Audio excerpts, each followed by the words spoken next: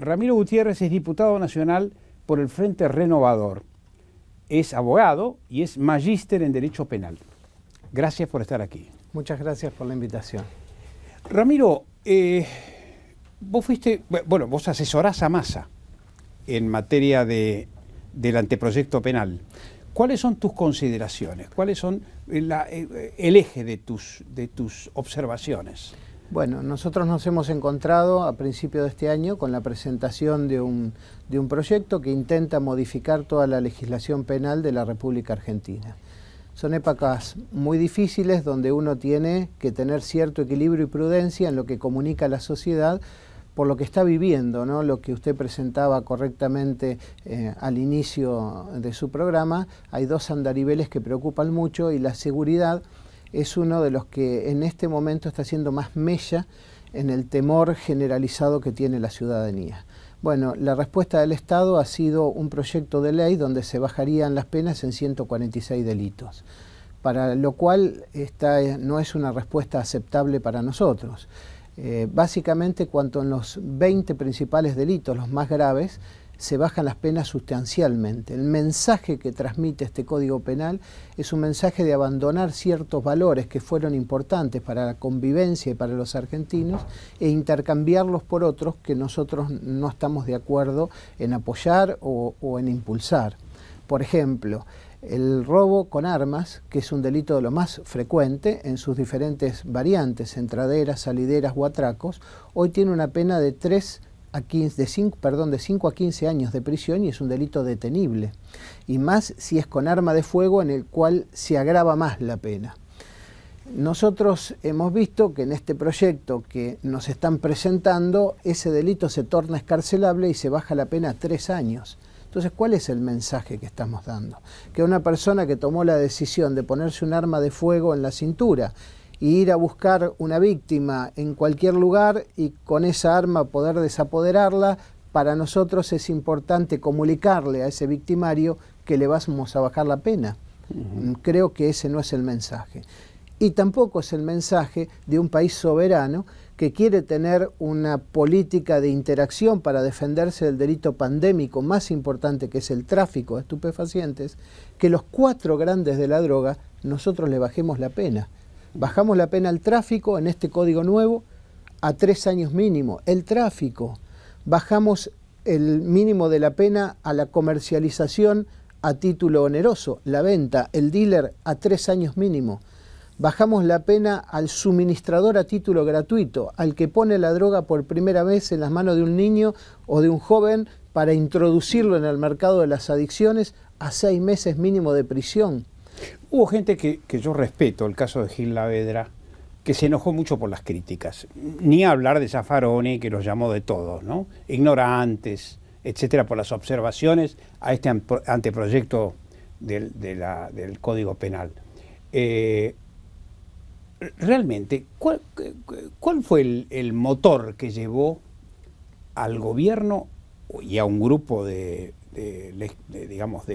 conocedores a preparar una modificación como esta?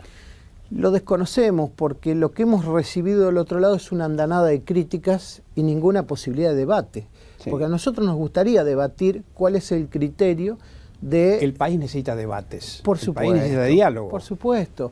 Es importante saber quienes le propician a los argentinos eliminar la reincidencia, cuál es el criterio.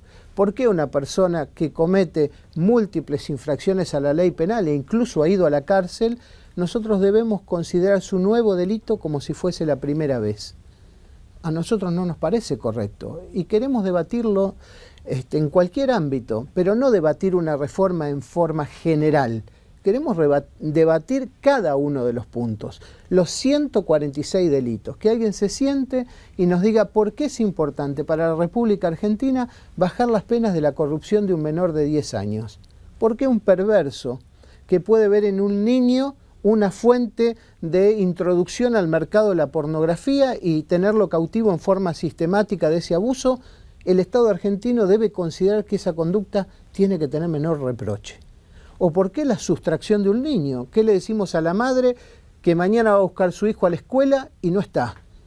y el Estado pudo atrapar a la persona que efectivamente lo sustrajo, y cuando falla, después de varios años, porque al Estado todo le cuesta mucho dinero llegar a una sentencia y mucho esfuerzo, y después de 4 o 5 años la sentencia es reducida porque estos legisladores han considerado que la sustracción de un menor tiene que tener menos pena. Estas críticas tienen un gran sentido común, pero me pregunto hasta qué punto solo la ley puede modificar el estado de cosas en un país donde el Estado está ausente. Claro. El Estado huyó. ¿Dónde está el Estado en Argentina? Claro. La inseguridad es una demostración de que el Estado no está. Claro, y el delito es la expresión del fracaso.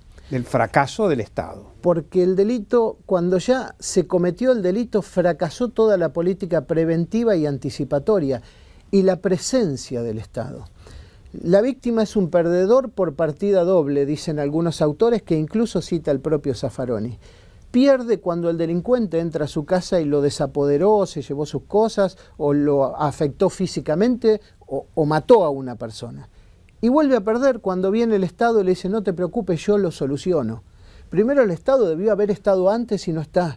Y segundo, cuando viene a solucionar tampoco soluciona, porque el Estado llega tarde con las sentencias, es mala su administración de la ejecución de la pena. Es decir, tenemos que trabajar mucho en la inclusión, mucho en el fortalecimiento del Estado antes de debatir en bajar las penas. Hay más personas prófugas en la Argentina que personas presas.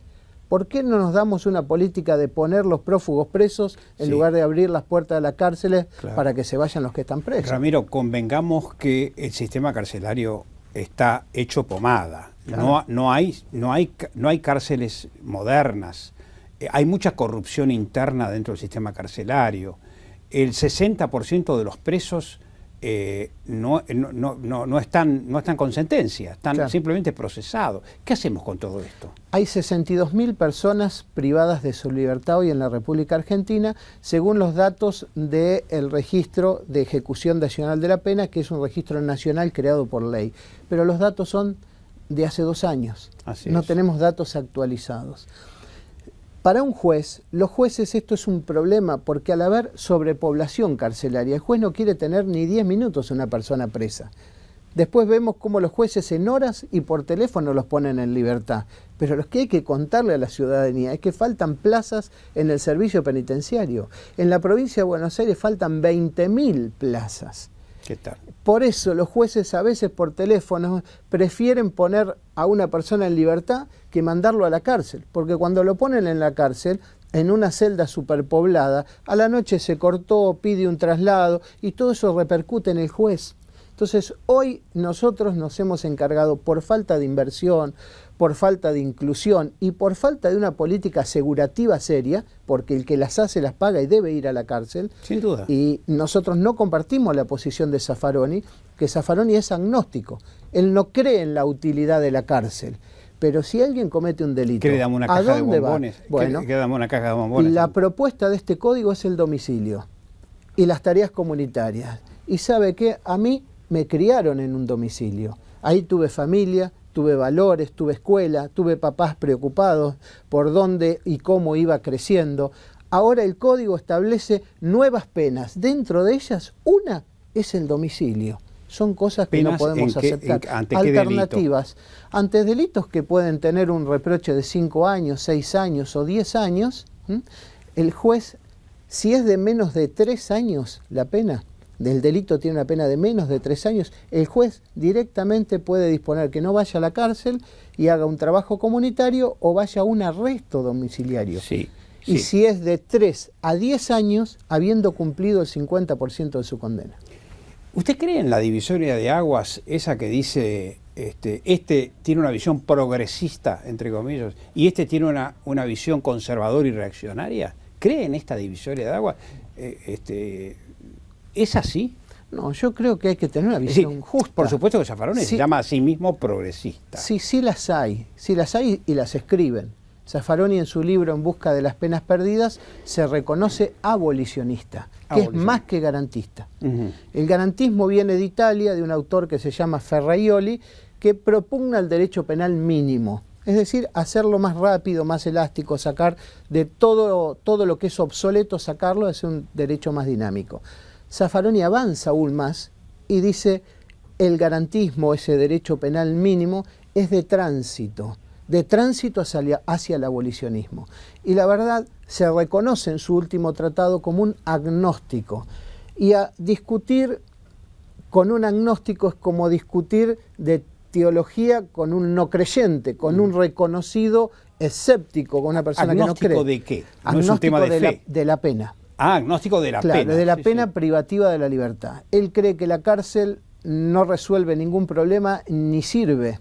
Y nosotros creemos que la cárcel tiene una finalidad. Hay que hacer una institución que respete los derechos humanos y que resocialice, y que las personas que estén allí internadas cumplan un régimen. Esa es nuestra ley vigente. Hay que fortalecerla, no denostarla. Claro. Ramiro, en materia carcelaria hay que hacer más cárceles. ¿Dónde? ¿Cómo? ¿Qué inversiones hay que hacer? ¿Qué nueva educación hay que dar a los carceleros? ¿Hay algún modelo en el mundo? Todas estas preguntas están juntas. Sí, claro. Mire, el gobernador Scioli acaba de anunciar una reforma de seguridad donde propone la construcción de 4 cárceles. Pero como están faltando 20.000 plazas, la lectura lineal son 4 establecimientos penales de 5.000 almas. Eso en ningún protocolo de seguridad del mundo se aconseja. Las cárceles, las unidades penitenciarias deben ser pequeñas, cercanas al órgano decisor, para no producir mayor daño con lo que se llama la prisionalización. Son los efectos colaterales de las cárceles. Sí. Y deben tener quienes trabajan en las unidades penitenciarias una formación criminológica que tienda a la resocialización. Pero la cárcel, yo siempre digo, tiene 2 puertas, una de entrada y una de salida.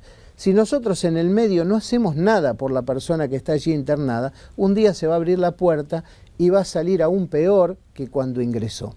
Entonces, la cárcel es solo una parte, tal vez la parte final del problema de la seguridad, sobre la que hay que trabajar, pero también hay que tener todo un sistema de post-egreso que va acompañando con casas de mitad de camino, donde sale.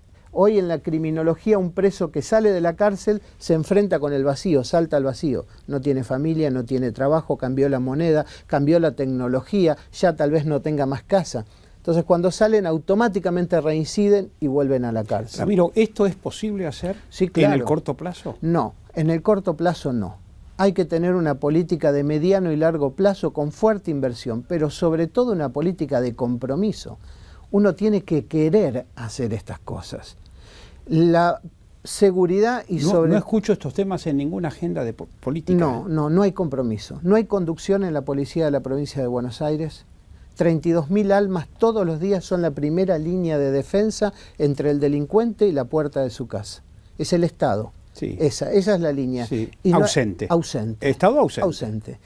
No hay una buena política de inclusión, porque fíjese, a la provincia de Buenos Aires le cuesta 11.000 pesos un preso y 10.000 pesos un chico estudiando en una escuela primaria.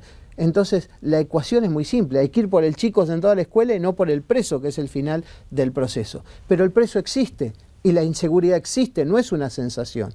Entonces esos procesos... Y la fuga existe. Y la fuga, 130 personas se fugaron de los servicios penitenciarios durante todo el año pasado. Esto requiere no se puede creer. Esto, una fuerte... Ahí hay filtraciones de todo tipo. Sí, claro, están en autogobierno, claro, las situaciones. No hay compromiso... Señoríos feudales. Sí, no hay compromiso desde la política. Son situaciones que están en piloto automático y se manejan solas. Nadie interfiere ni trabaja para conducir esas instituciones de manera que podamos mejorar la calidad de vida de todos, del que está encerrado, que son los menos, y de los que son honestos y trabajan, que son muchísimos más. ¿Massa llevaría estas propuestas como alternativa de gobierno? Sí, ya las ha presentado. Muchísimas ya son ley. ¿En dónde las son presentó? proyectos de ley. Sí, proyectos de ley. Sí, proyectos de ley iniciados durante fines del año pasado y este año en el Congreso Nacional. ¿Qué suerte pueden correr? Y yo creo que algunos van a tener que tener buena suerte, porque nosotros modificamos todo el sistema de relación del Estado con la invasión de la narcocriminalidad. Dijimos, hay que darle la pena mayor que prevé el Estado argentino, que es prisión perpetua, al narcotraficante, que hoy no la tiene. Hay que darle la mayor pena al vendedor de droga, porque es un delito pandémico, pero además hay que crear una agencia federal de persecución de la droga. Hoy no tenemos ese elemento. Una especie de DEA. Exactamente, que trabaje con detectar el dinero negro, porque la droga trabaja con volúmenes increíbles de dinero, más que un Estado, y ahí es el punto débil. Ese es el trabajo que el Estado debe darse y debe confiscar la logística que hoy la droga y las organizaciones criminales tienen y el Estado no. Y nosotros debemos ir creciendo con la logística de la droga, trabajando y tomando sus dineros, tomando su equipamiento, tomando su tecnología y apropiándolo para nosotros, con una fuerte decisión política de combatirla, cerrar las fronteras, tener ley de derribo. Nosotros somos autores de la ley de derribo. Hoy no existe un avión incurso de delito, no tenemos forma. Pero tampoco hay aviones. No. Para realizar esta... Sin embargo, los aviones para la persecución de los que ingresan desde Paraguay, desde Brasil y desde algunas otras fronteras, son aviones subsónicos. Nosotros estaríamos rápidamente en condiciones de equipar con radares nuestros aviones subsónicos para interceptar los aviones, detectando las pistas, que son muchísimas las pistas clandestinas. Pero tenemos que tener esa decisión política, que hoy es lo que está faltando. Claro. Cuando yo me inicié en el periodismo hace varias décadas, se hablaba de las pistas clandestinas. Es decir, que los gobernadores sabían, los intendentes sabían, la gente sabía, sin embargo estaban ahí. Claro que entonces se contrabandeaba cigarrillos, alcohol y algunas sustancias no tan pesadas como las que se contrabandean ahora. Pero esto es histórico, esto ya se sabía, lo de las pistas clandestinas. Sin embargo, los políticos no hicieron nada, los gobernadores no hicieron nada y los intendentes no hicieron nada. Mire, es decir, al no hacer nada implica complicidad. La droga sigue al mercado. La Argentina se ha transformado en un buen mercado, muy rentable. Por eso hay tanto lavador de dinero. Hay mucho dinero que la droga está obteniendo en nuestro país y está ingresando.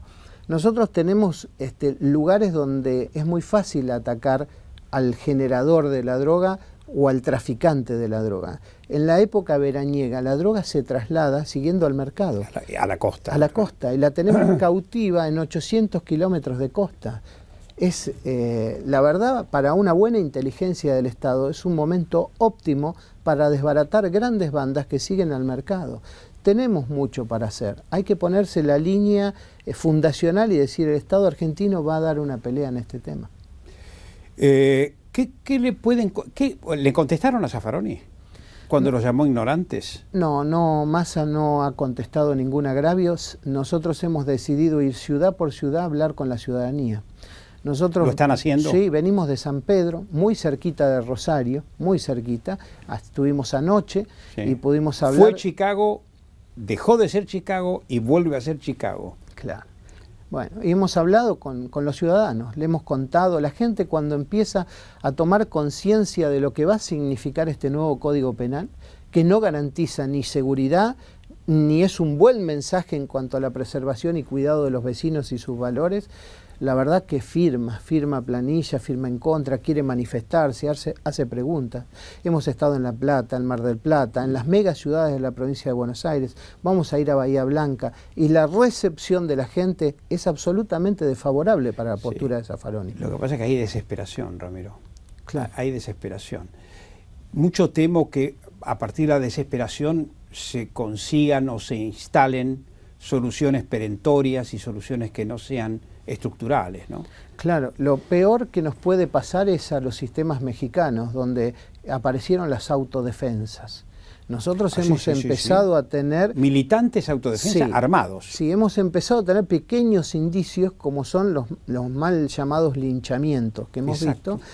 Esto hay que prestarle mucha atención porque son síntomas de una sociedad que empieza a ver cómo el Estado se ha alejado de la solución de su problema inminente y de la necesidad de una protección y de que alguien interceda por ellos. Otros países lo solucionaron mal, muy mal. Llegaron hasta las autodefensas armadas Esto pasó en Brasil, pasó en México. Entonces nosotros tenemos que volver a darle un mensaje de confianza a la ciudadanía, que el Estado los va a proteger, que a la noche cuando se apaga la luz, uno puede saber que hay una persona en nuestro barrio caminando, viendo, vigilando, mirando. Hay que volver a llevar presencia, seguridad y tranquilidad. Estos linchamientos no forman parte de las características argentinas. Es decir, yo lo quise comparar al Far West y muchos me criticaron, ¿no? Sí, el estado, los linchamientos como una situación, un panorama parecido al del Far West, donde cada uno hacía lo que quería, donde no reinaba la ley, ¿no? La justicia por mano propia. ¿Cómo lo ven ustedes a los linchamientos? ¿Cómo, de alguna manera, no creen que es un tema social? ¿Está íncito en la sociedad argentina el aplico la ley si no encuentro a nadie que la aplique? Mire, en principio la realidad sobre todo siguiendo un poco aquel famoso libro Un país fuera de la ley, ¿no?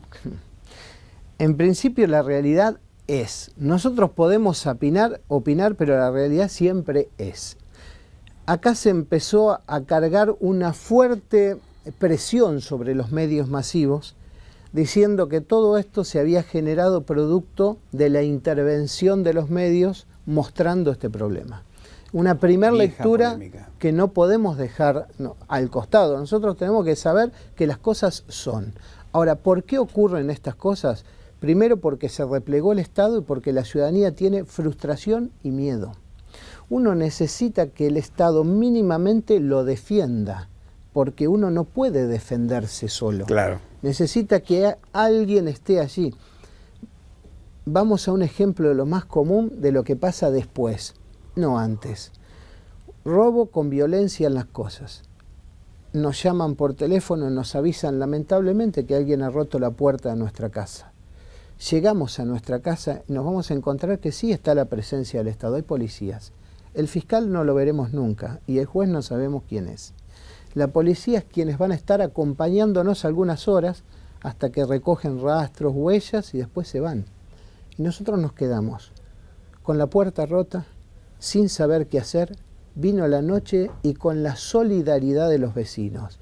Cuando el Estado se aleja, lo último que queda son las delgadas mallas de la solidaridad social. ¿Y sabe lo que está pasando? A las 2 o 3 de la mañana, cuando una persona golpea la casa de un vecino, no abren, porque tienen miedo. Así es. Entonces, hay que prestar atención a estas cosas porque se está replegando también la solidaridad social. Y es la disgregación. Bueno, ahí es el caldo de cultivo para que empiecen a pasar cosas que como sociedad no deben pasarnos jamás. Sí, es la misma disgregación que se ve en las canchas de fútbol, ¿no? Entre las mismas hinchadas, claro. Peleas realmente siniestras. Bueno, ¿qué futuro observa? ¿Qué futuro visualiza en el corto plazo si no hay una modificación del código, como ustedes insisten, y si no hay una reforma carcelaria como la que ustedes piden? Un futuro de mucho trabajo. Yo soy un optimista por naturaleza. ¿Crecimiento de la violencia? No. Yo creo que hay que trabajar rápidamente porque este es un fenómeno que crece solo en autogobierno y nosotros tenemos que organizarnos para darle un punto de frenado. Primero hay que descentralizar los organismos del Estado. Están todos concentrados en la ciudad de Buenos Aires y todos concentrados en la ciudad de La Plata, en la provincia más importante que tiene 16 millones de personas que todos los días transitan, viven, trabajan y sufren la inseguridad. Entonces hay que descentralizar los órganos de justicia. Hay que poner la policía municipal rápidamente, el primer escalón preventivo. Los japoneses a la policía municipal le dicen el señor que da vueltas. ¿Por qué? Porque es alguien que en nuestra cuadrícula, en nuestro barrio, empieza permanentemente a girar. Ve las anormalidades, ve el foco que se quemó, ve la puerta abierta, ve los horarios, le avisa, mire, usted es muy rutinario, usted a tal hora siempre hace las mismas cosas, pueden estar mirándolo. Todas estas cosas hay que ponerlas en valor y rápidamente llevar los 2 o 3 efectores más importantes de la justicia cerca del problema, no concentrados en La Plata. Un fiscal, un defensor y un juez por ciudad. Entonces, en las primeras 48 horas del delito, vamos a tener la orden de allanamiento, la orden de secuestro y la orden de requisa y de detención. Con esas órdenes rápidamente sabemos que una persona que ha cometido un delito tiene el Estado encima. Y antes de que el delito se cometa, tenemos el Estado previniendo en la calle. Bien, Ramiro, le agradezco muchísimo todo esto, es decir, cada visitante y cada entrevista enriquece para nosotros mucho más el panorama, así que le agradecemos muchísimo su presencia aquí. Y lo vamos a volver a llamar, porque la inseguridad es uno de los temas fundamentales de la vida cotidiana. ¿Cómo no? Iremos mejorando. Con mucho trabajo iremos mejorando. Sí. Y me parece correcto y hasta sensato el no contestar a la acusación de ignorantes. Me parece fabuloso, ¿no? Que se quede con el grito y la falta de templanza, para decir lo que dice, ¿no? Bueno, suerte con todo. Muchas gracias. Vamos a una pausa y enseguida volvemos con nuestro próximo invitado.